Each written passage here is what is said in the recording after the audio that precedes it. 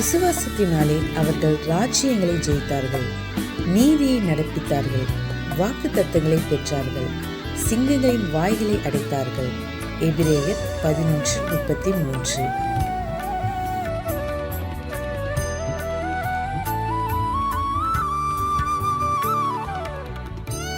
Who through faith subdued kingdoms, wrought righteousness, obtained promises, stopped the mouths of lions. Hebrews 11:33. ஆண்டவரும் இரட்சகருமாகிய இயேசு கிறிஸ்துவின் நாமத்தினாலே இந்த 10வது மாதத்திலும் காட் கோசேஸ் மினிஸ்ட்ரீஸின் யூடியூப் சேனல் வாயிலாக உங்கள் அனைவரையும் சந்திப்பதில் பெரும் மகிழ்ச்சி அடைகிறேன்.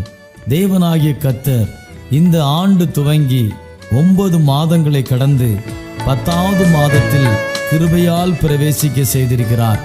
இந்த மாதத்திலே தேவனுடைய வல்லமையுள்ள கரத்தை எதிர்நோக்கி காத்திருப்போம். அவர் நமக்கு அற்புதங்களை செய்கிறவர்.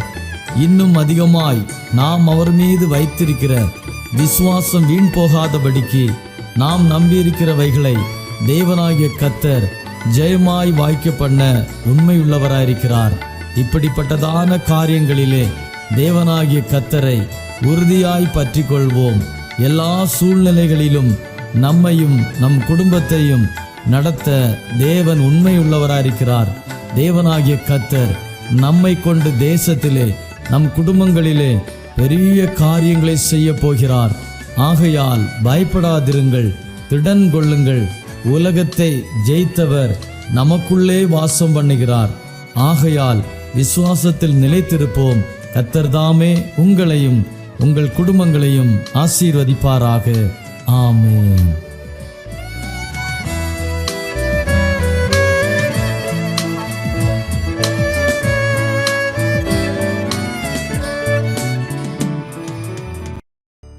ஆண்டவரும் அருமரட்சகருமாகிய இயேசு கிறிஸ்துவின் விலையேறப்பெற்ற நாமத்தினாலே உங்கள் யாவருக்கும் இந்த காலை நேரத்தில் அன்பின் வாழ்த்துக்கள். தொடர்ந்து ஒவ்வொரு நாளும் ஆண்டோடைய வார்த்தையை கேட்டு பயன் பெற்று வருகிறோம். ஆண்டோடைய நாமத்திற்கு மகிமை உண்டாவதாக. இன்றைய தினமும் வேதத்திலிருந்து ஒரு பகுதியை வாசித்து கர்த்தருடைய வார்த்தைக்கு நேராய் கடந்து போகலாம். சங்கீதத்துடைய புத்தகம் 62வது சங்கீதம், அதனுடைய 5வது வசனம் இப்படியாய் சொல்லுகிறது: என் ஆத்துமாவே தேவனை நோக்கி அமர்ந்திரு, நான் நம்புகிறது அவராலே வரும். நான் நம்புகிறது அவராலே வரும். எனக்கு அருமையான தேவனுடைய பிள்ளைகளே, இந்த 62வது சங்கீதம் ஏறக்குறைய 12 வசனங்கள் அதிலே இருக்கிறது. இந்த 12 வசனங்களையும் 3 பிரிவுகளாக பிரித்து நாம் தியானிக்க முடியும். 3 பிரிவுகளாய் பிரித்து தியானிக்கும் போது இந்த சங்கீதத்துடைய தலைப்பு இப்படியாய் சொல்லுகிறது: நம்பிக்கையிலே காத்திருக்கிறது. நம்பிக்கையிலே காத்திருக்கிற என்றதான் ஒரு தலைப்பிலே இந்த சங்கீதம் எழுதப்பட்டிருக்கிறது என்பதை அறிகிறோம். ஏற்கனவே நான் சொன்னது போல இந்த சங்கீதத்தை 3 பிரிவுகளாக பிரித்து நாம் தியானிப்பது நமக்கு மிகுந்த பலனாய் இருக்கும் என்பதை அறிந்திருக்கிறேன். தலைப்பு சொல்கிறது போல நம்பிக்கையிலே காத்திருக்கிறது. தொடர்ந்து அதனுடைய 1வது வசனத்திலிருந்து 4வது வசனம் முடிய தாவீது விசுவாசத்தில் காத்திருப்பதை குறித்தும், 5வது வசனத்திலிருந்து 8வது வசனம் முடிய அவனுடைய எதிர்பார்ப்பு எல்லாம் தேவனிடத்தில் மாத்திரமே இருக்கிறது என்பதை குறித்தும், 9வது வசனத்திலிருந்து 12வது வசனம் வரை நாம் வாசிக்கும் போது இந்த மாயமான மனிதர்கள், இந்த மாயமான உலகத்தில் நம்பிக்கை வைக்காதபடி கர்த்தர் பேரில் நம்பிக்கை வைத்திருக்கிற ஒரு தாவீதையும் நாம் இங்கே பார்க்கிறோம். மறுபடியும் நான் சொல்லுகிறேன், 3 பிரிவுகளாய் நாம் பிரித்தோம் அல்லவா? 1, தாவீது விசுவாசத்தில் காத்திருப்பதையும், 2, அவனுடைய எதிர்பார்ப்பெல்லாம் தேவனிடத்தில் மாத்திரமே இருக்கிறது என்பதையும், 3, எந்த மனுஷன் மேல் இல்லை என்பதையும் அங்கே அவன் சுட்டி காட்டுகிறதை பார்க்கிறோம். அல்லேலூயா. ஆகவேதான் அதனுடைய 5வது வசனம் இப்படியாய் சொல்லுகிறது: என் ஆத்துமாவே தேவனை நோக்கி நீ அமர்ந்திரு, நான் நம்புகிறது அவராலே வரும். நான் நம்புகிறது அவராலே வரும். எனக்கு அன்பான தேவனுடைய பிள்ளைகளே, இந்த அருமையான இந்த காலை நேரத்துல ஆண்டவர் பேசுகிற தம்முடைய வார்த்தையை நன்றாக நீங்க கவனிப்பீர்களானால் நிச்சயமாகவே இந்த மாதம் ஆண்டவர் உங்களுடைய வாழ்வில் அற்புதமான காரியங்களை செய்வதற்கு நல்லவராயிருக்கிறார்.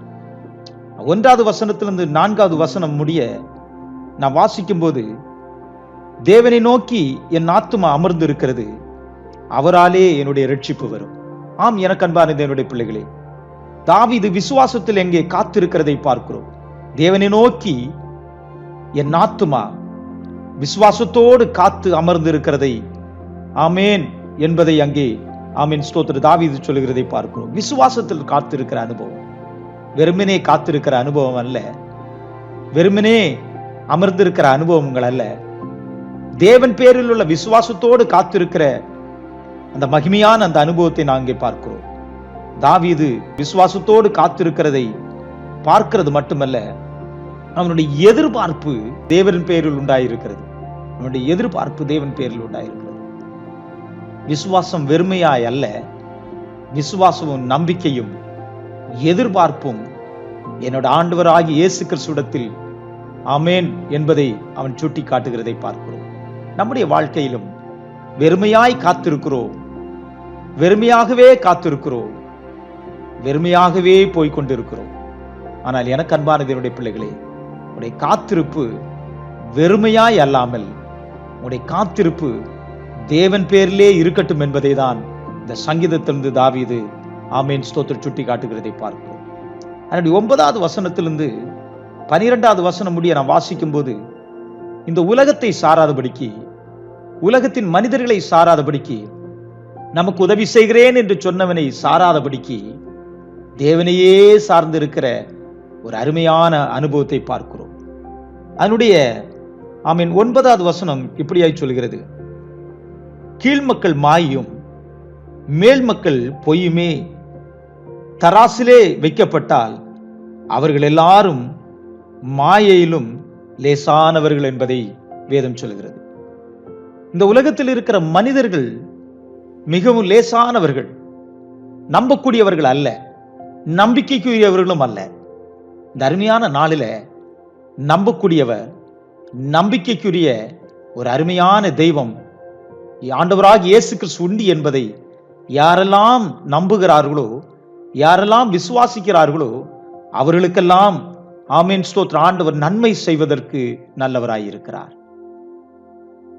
உதவி செய்கிறேன் என்ற மனிதனை நம்பாதபடிக்கு, எக்காலத்திலும் நம்மை நடத்துவேன் என்று சொன்ன உன்னதமான தெய்வத்தை நாம் நம்பும் போது அவரிடத்திலிருந்து எனக்கு ஒரு எதிர்பார்ப்பு உண்டு, அவர் என்னுடைய எதிர்பார்ப்பை எல்லாம் நிறைவேற்றுவார் என்று சொல்லி நம்பிக்கையோடு நீங்க காத்திருப்பீர்களானால் நிச்சயமாகவே சொல்கிறேன், உங்களுடைய நம்பிக்கை வீண் போகாது. நிச்சயமாகவே உங்களுக்கு நன்மை உண்டு என்று என் ஆண்டவராகிய இயேசு கிறிஸ்து இந்த காலை நேரத்திலே சொல்லுகிறார். எனக்கு அன்பான தேவனுடைய பிள்ளைகளே, நீங்கள் யாரை நம்பிக்கொண்டு இருக்கிறீங்க? யாரை சார்ந்து இருக்கிறீங்க? யாரிடத்தில் விசுவாசம் வைத்திருக்கிறீங்க? மனிதரிடத்திலா, இல்லை என்றால் நீங்க ஆராதிக்கிற தெய்வத்திடத்திலா என்பதை ஒன்று உற்று பாருங்க. உங்களுடைய நம்பிக்கை மனுஷன் மேல வைக்க வேண்டாம். காலை தினத்தில் இந்த வார்த்தையை கேட்டுக்கொண்டிருக்கிற எனக்கு அன்பான தேவனுடைய பிள்ளைகளே, நீங்கள் யாரை நம்புகிறீர்கள் என்று ஒன்று ஆராய்ந்து பார்ப்பீர்களானால்,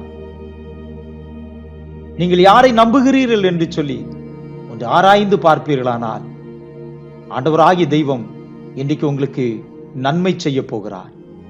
எனக்கு அன்பான தேவனுடைய பிள்ளைகளே, இந்த அருமையான காலை நேரத்தில் நீங்கள் மனுஷனை நம்பாதபடிக்கு தெய்வத்தை நம்பும்படிக்கு 118வது சங்கீதம் இப்படியா சொல்கிறது, மனுஷனை நம்புவதை பார்க்கிறோம், கர்த்தர் பேரில் பற்றுதலாயிருப்பதே நலம் என்று சொல்லி வேதத்திலே வாசிக்கிறோம்.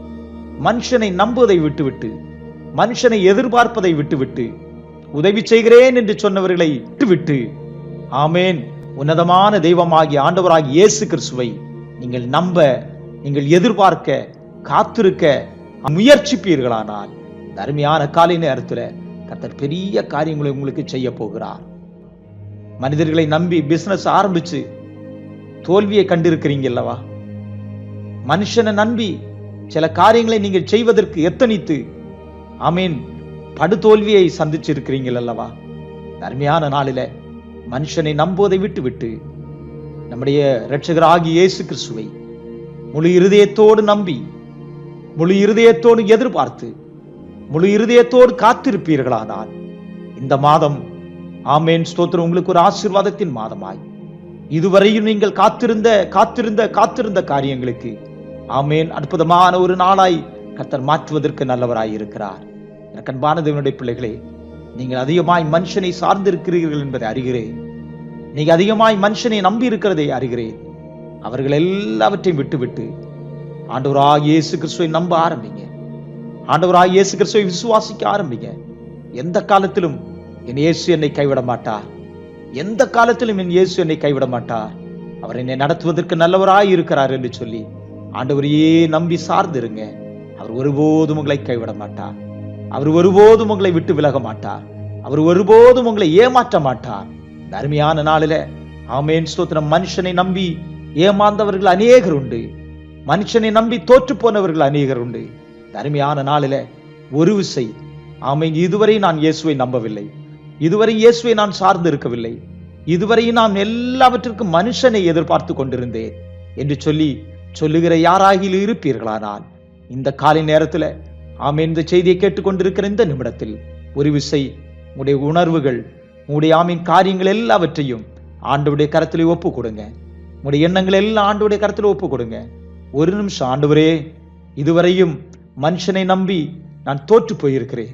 இனி இந்த காலை நேரத்திலிருந்து உண்மையே நம்பி வாழ நான் ஆசைப்படுகிறேன் என்று சொல்லி விசுவாசத்தோடு காத்திருக்க ஆமேன் ஸ்தோத்திரம் உங்களை ஒப்பு கொடுப்பீர்களானால் கர்த்தர் பெரிய மாற்றத்தை உங்களுடைய வாழ்விலே கர்த்தர் கொண்டு வருவார். கர்த்தர் உங்களுடைய வாழ்விலே பெரிய மாற்றத்தை கொண்டு வருவார். ஒப்பு கொடுப்போமா? கர்த்தர் தாமே இந்த வார்த்தையின் மூலம் நம்மை ஆசீர்வதிப்பாராக. ஆமேன். ஜெபிப்போமா? கிருபை நிறைந்த பரலோகத்தின் பிதாவே, இந்த அருமையான காலை நேரத்திற்காக ஸ்தோத்திரம் ஆண்டவரே. இந்த அருமையான நாளிலும் ஆமேன், மனுஷனை நம்பி தோற்று போனவர்கள் உண்டு ஆண்டவரே. இந்த செய்தியை கேட்டுக்கொண்டிருக்கிறவர்கள் மனுஷனை சார்ந்து, மனுஷனை நம்பி, மனுஷன் எனக்கு உதவி செய்வான் என்று சொல்லி ஆமேன் தோற்று போனவர்கள் அநேகர் உண்டு. அவருடைய தோல்விகளை